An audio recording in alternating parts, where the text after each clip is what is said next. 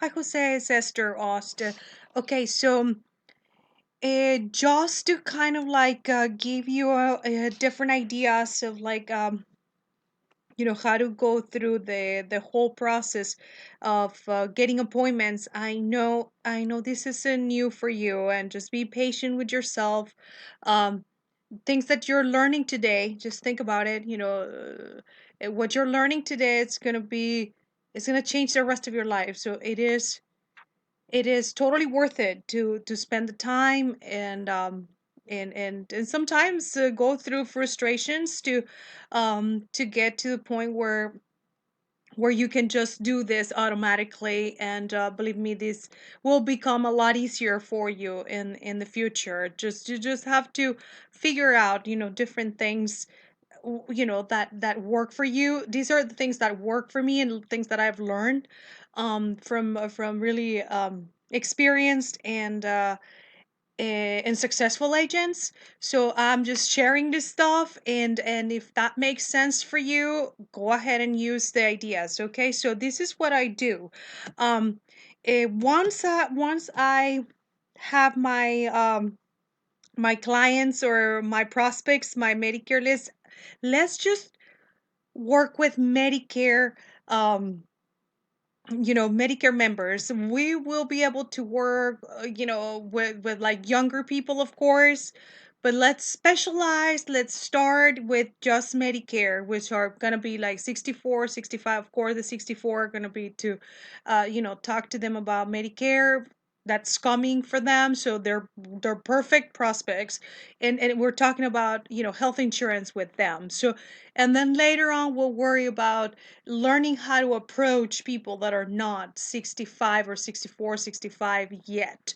So let's just focus on these type of seniors for now, and start make appointments. And once we feel like we're there, um, then we'll go to the younger senior. Okay, so once I get all these my maps, my app, and the list of people, now I know what's my direction, where I'm going, where I'm gonna be, which families I'm gonna see first, what who are first, who's gonna be first, all this stuff. So I already know my territory that I'm going to be working with. That's why it is important to keep your list of people and your prospects in one, two, three zip codes. I mean, but to start in one zip code.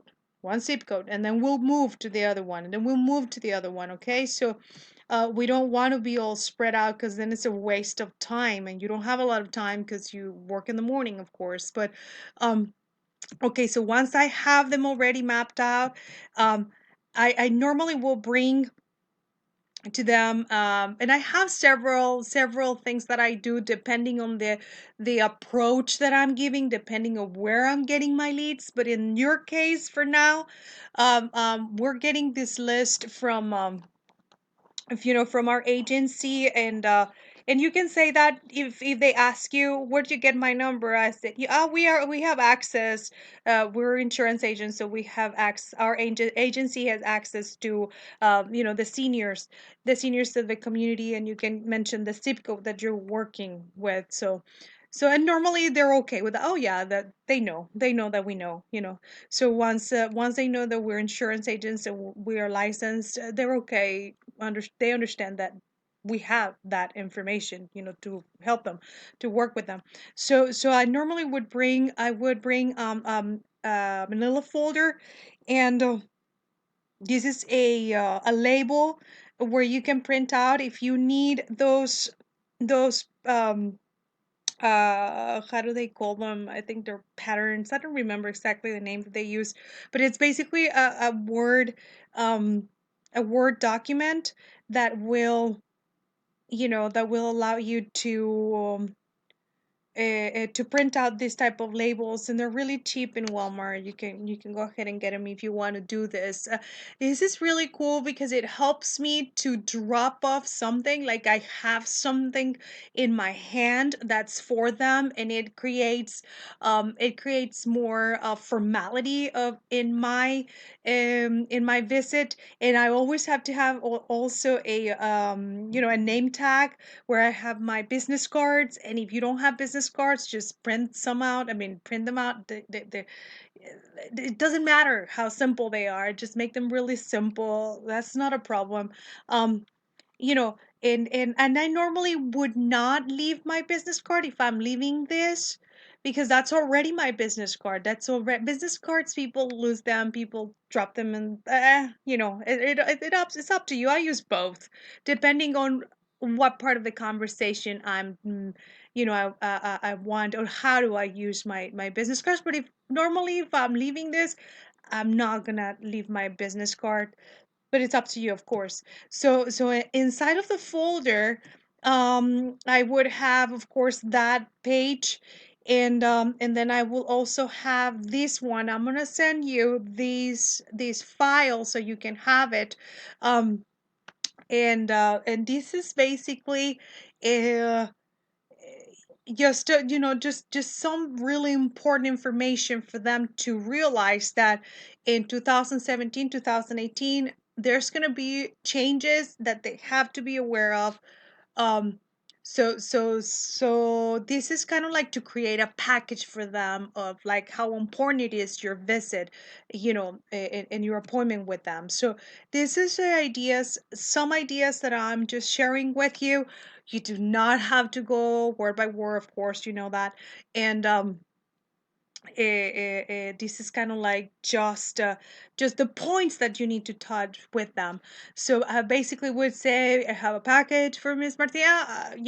I would go and knock on the door, uh, or give them a call if they're not. If the door is not like right there in front of you, like just give them a call. And if they don't open the door, give them a call, because you have the numbers, you have their numbers. If it's, of course, if it's not disconnected, hopefully, if it's still connected, give him a call and let him know that you're dropping off this information, this package. You have a package for Miss Martinez. So the point is of the visit is, I am dropping off this package for Miss Martinez or whoever, right? um is she at home? If they answer the if they open the door, then just ask, is she home? Is that you? And then just smile and be very friendly. Um, so they're gonna be confused, like, who are you, right? Who's looking for her, or whatever they say. So you can get your card from your name tag holder if you feel like they're kind of like, if that's a daughter or a son or someone in the family. um, give them your card if you feel like that would add a little bit of more formality, because sometimes children, or the children of our seniors, they might not feel comfortable with you. So yeah, that's okay if you give them your card, and then just say, my name is Jose. I'm I am the agent assigned to this zip code, and visiting seniors in the neighborhood, making sure they know what they need to do for this open enrollment that starts in October. Now, this sounds very long. You don't want to say everything at the same time, depending, of course, depending on the type of conversation that you're having with them. But it's just the idea of what you want to communicate, of the points that you want to communicate. So you want to communicate that you're assigned to work on the zip code, that it's your job to drop off one package to every senior, and make sure that they know what they're going to do, what they need to do for the open enrollment. And um and then they also need to know that you are following up. I actually sent you a letter on the mail. Describe it. I mean, did you get it? That you're following up on the letter that they got. And sometimes people are not going to remember, and sometimes they will see. And you can show them that document. You can say, I sent you these on the mail, because I am assigned, I need, and just give them again the idea of like, I am assigned to help you. This is my job. I need to give one of these, drop and explain the benefits to each Medicare member in the zip code.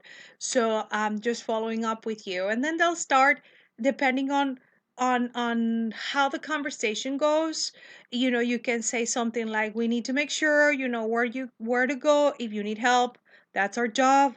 Taking care of every senior in the community. So there are so many families, and we have to start early in July. If we don't start in July, we're not gonna, it's going to be really hard to take care of everyone. So we really need to make sure that you know what's going to happen in September, because you're going to start getting a lot of letters telling you about a bunch of changes that are going to be um, happening in next for next year, and you're not gonna know. So that's my job, right? So, and you laugh, and then you smile, whatever. You can go into every, you can go, the conversation will go in different directions, but you'll know how to handle it. You just have to, you just have to do it, and make mistakes, and many times you're probably not going to know what to say, and that's okay.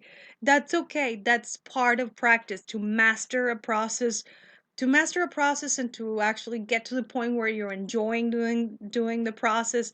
um uh you need to practice, practice, practice, practice. Talk to a lot of people, make a lot of mistakes, say the wrong thing if you gonna say, and then just evaluate yourself and say why, what did I say that it didn't work? What would I say instead? And just ask me questions, and I'll help you to give you probably a different perspective on with my experience. And if I feel like we that it would be good for you to like talk to another one of my experienced agents to get you like says some other ideas, hey, let's do that. The point is not to stop and get intimidated. Don't get intimidated. People need us. That's the fact. So, anyways, okay, that's what you need. Sure. Okay, so once you're talking, sorry, I skipped this one. Do you have a couple of minutes to explain? That way and then make conversation. I mean, sometimes people will tell you, like, if they're being very receptive, I might say, Miss, do you have a couple of minutes? Tiene 2 minutitos y le explico. And I say in Spanish, right? If they're speaking Spanish. Tiene 2 minutitos y le explico. And sometimes they go like, ay, mijita, no, pues no, mañana X. No, that's okay. That's okay. No, no, you just make conversations with them. Stay in the door. Uh, don't stay more than 5 minutes. If it's a little bit more than 5 minutes, it might be way too long.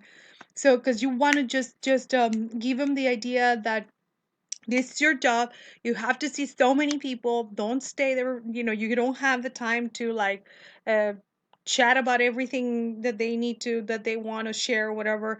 And just give them the idea that you're busy, that you have a lot of people to see, and that you need to come back tomorrow or later in the afternoon. I mean, of course, if you're working in the afternoon, you would have to like make the appointment for the next day, right? But yeah, but once you start working full time, then you can make the appointment for the afternoon. Make conversations with connect with them, make conversation, um and listen to what they're saying. You can go back and forth with these 2 pages. You can actually use any one of these, um and just go through it. If they remember, like, you can say, you remember what that I sent you, right? That I sent you this page. And then if they say, no, mijito, I don't remember, whatever. Okay, so you can go through 1, 2, 3, 4, the 4 points, and then make the appointment. And then just listen to what you want to get from this conversation is questions. You want them to start thinking, oh my gosh, because they don't know what they need. They don't know that they had to make changes. They don't know that what's going to happen next year. So don't ask them if they want to make any changes. No, I mean, we create conversations. This type of conversation will be, we want to have it to uh, get the curiosity in their minds, or their questions in their minds, and that we want to get them to, and in the state of mind of like, oh my gosh, I need Jose, I need him, I need to know what's